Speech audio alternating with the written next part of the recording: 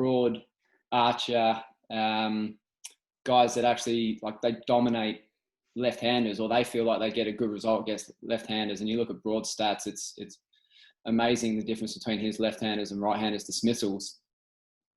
What are you thinking, mate, going into that third test? Like, you've seen what they've been doing.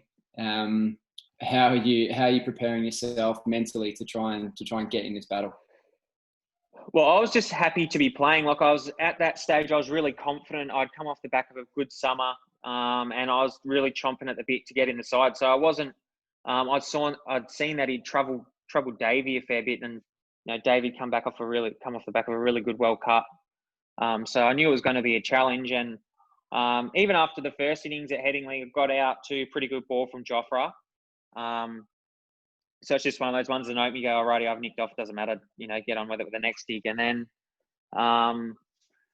then I got out to Leach in the second dig, I think for about 20. But after the first test I played, I thought I had a good plan to Broad with trying to sort of bat off on and off stump, on and around, and then sort of try and get outside the line a little bit, just with the way that I'd set up against him in that test. But then, it's like the cheeky buggeries, but he's taken 500 test wickets for a reason. But he's sort of bowling these wobble seams at you that are nipping away, and then he nips one back in, and then, you get out twice on a umpire's call, LBW. So, but that was the challenge. It was sort of, I worked on a few things, I know, and then going into the last test, actually Smithy threw me balls for about 45 minutes, just trying to ask him, any tips I could do. He goes, just don't miss the ball in your pads. I said, oh, that's easy for you. But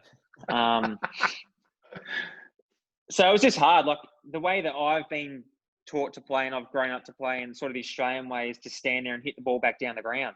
And in England, that's not always that easy. So that's what was trying to work things out on the go a little bit, was I'm trying to get myself outside the line of the off stump to Stuart Broad, who's been troubling all the left-handers, but then he's nipping it back at my pads and I'm getting caught in line because I'm trying to cover my stump so much, not getting nicked off. So that was one of the great challenges. And I think it's one of those things, will just be next time I go back over, whether it's county cricket, club cricket, international cricket, I think you're better for the run and, hopefully got a better game plan.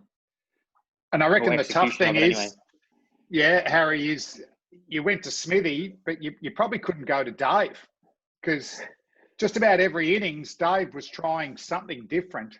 And the ball that I found incredible from Broad, wide from the crease, and to be able to, it wasn't swinging, it was seaming.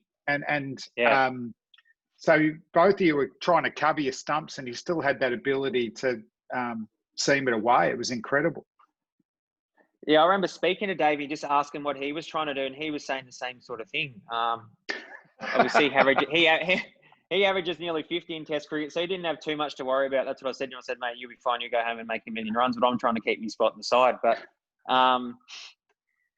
it was sort of, I don't know how to say it, not good, but it's sort of, you go, well, I'm not the only bloke that's battling out here in these conditions.